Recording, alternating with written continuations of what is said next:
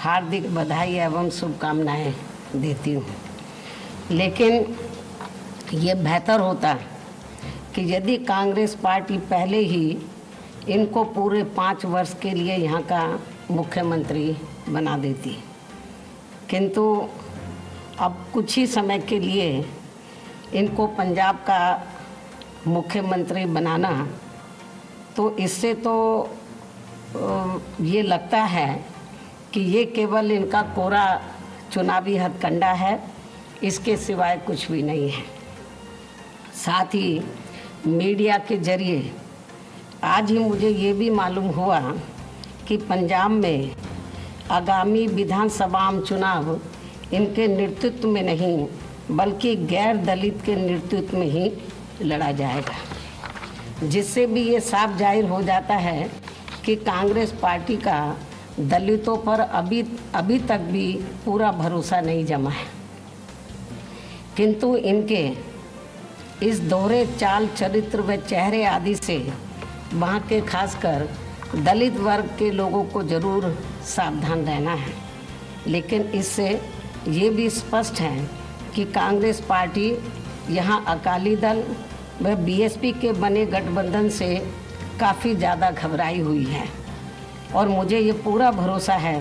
कि पंजाब के दलित वर्ग के लोग भी इनके इस हथकंडे के बहकावे में कतई भी नहीं आने वाले हैं। वैसे तो सच्चाई ये है कि इनको अन्य विरोधी पार्टियों को भी मुसीबत में ही या फिर मजबूरी में ही दलित वर्ग के लोग केवल इन्हें याद आते हैं, ये भी सर्वविदित है। जैसे आप लोग परम पूज्य बाबा साहब डॉक्टर अंबेडकर का ही उदाहरण लीजिए। तो यदि कांग्रेस पार्टी के पास जब अंग्रेज़ भारत को छोड़कर चले गए थे,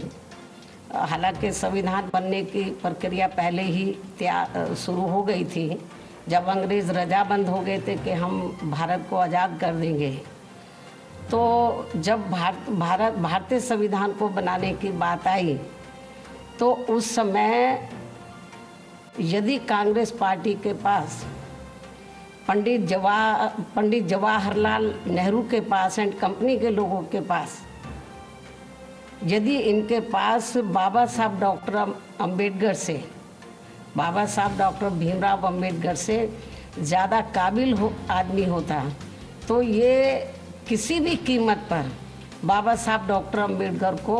भारतीय संविधान को बनाने में उसमें शामिल उनको नहीं करते। और आज जो पूरे देश में दलितों को, आदिवासियों को, अन्य पिछड़े वर्गों के लोगों को जो कुछ भी उनके समाज के लोग जो थोड़े घने सुरक्षित हैं, तो शायद ये भी नहीं होते, क्योंकि बाबा साहब डॉक्टर अंबेडकर ने इस देश का संविधान किसी जाति और धर्म के आधार पर नहीं बल्कि धर्मनिरपेक्षता के आधार पर ही बनाया था। इतना ही नहीं तो ये भी मैं दलित वर्ग के लोगों को बताना चाहती हूँ। इतना ही नहीं बल्कि ठीक इसी प्रकार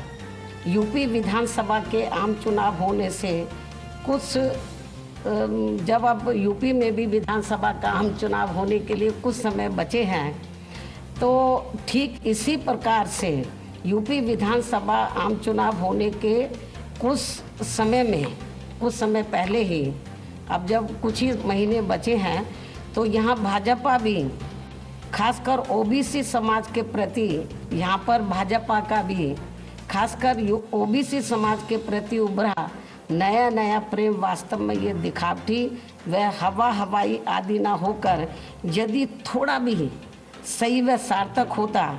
तो इनकी केंद्र व यूपी सहित अन्य राज्यों की भी सरकारें इनके साथ साथ तो एससी व एसटी की भी सरकारी नौकरियों में अभी तक इनके बैकलॉग को जरूर भर देती, लेकिन ऐसा नहीं हुआ।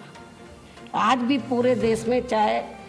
एससी एसटी का मामला, ओबीसी का मामला है, तो सरकारी नौकरियों में इनके पद अभी तक भी खाली पड़े हैं। साथ ही अब तक ओबीसी के लोगों की जातीय जनगणना की भी इनकी इस मांग को स्वीकार कर लिया होता है। यदि थोड़ी भी इनके प्रति इनके मन में ओबीसी के प्रति थोड़ी ईमानदारी होती, थोड़ी सच्चाई होती, तो अब तक ओबीसी के लोगों की जातीय जनगणना की भी इनकी इस मांग को स्वीकार कर लिया होता। जबकि इस मामले में सच्चाई तो ये है कि भाजपा व अन्य सभी जातिवादी पार्टियां भी देश में ओबीसी के लोगों की जनगणना कराने में वैसे ही घबरा रही हैं जिस प्रकार से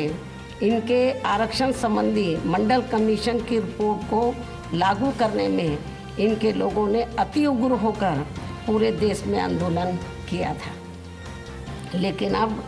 भाजपा का भी इनके वोट के खातिर यहाँ आसानी से इनका कोई भी नाटक चलने वाला नहीं है। अर्थात अब इनकी काट की हांडी तो बार बार चढ़ने वाली नहीं है। मुझे पूरा भरोसा है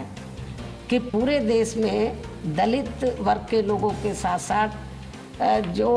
अति पिछड़े वर्ग के लोग भी हैं, तो वो ना कांग्रेस के बहकावे में आने वाले, ना बीजेपी, ना अन्य किसी और पार्टी के, क्योंकि इनको ये बात अच्छी प्रकार से मालूम है कि इनको जो कुछ भी मिला है तो वो परम पूज्य बाबा साहब डॉक्टर भीमराव अम्बेडकर के प्रयासों से ही मिला है। तो आज जो भी कुछ इनको थोड़ा घना ये जो जातिवादी पार्टी हैं, चाहे कांग्रेस है, चाहे बीजेपी है या अन्य जो भी जातिवादी पार्टियां हैं, आज जो कुछ भी थोड़ा घना इनको दे रही हैं, केवल वो अपने स्वार्थ में, अपने वोट के खातिर, ना कि इनके समाज के लोगों को अपने पैरों पर खड़ा करने के लिए दे रही हैं। तो इसलिए मुझे पूरा भरोसा है, चाहे यूपी में दलित व अति पिछड़े वर्ग के लोग हैं, चाहे पंजाब में या देश के अन्य किसी भी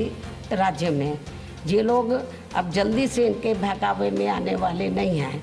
तो ये भी मैं आज मीडिया के माध्यम से इन पार्टियों को बताना चाहती हूँ। तो इन्हीं कुछ ज़रूरी बातों के साथ ही अब मैं अपनी बात यहीं समाप्त करती हूँ। धन्यवाद।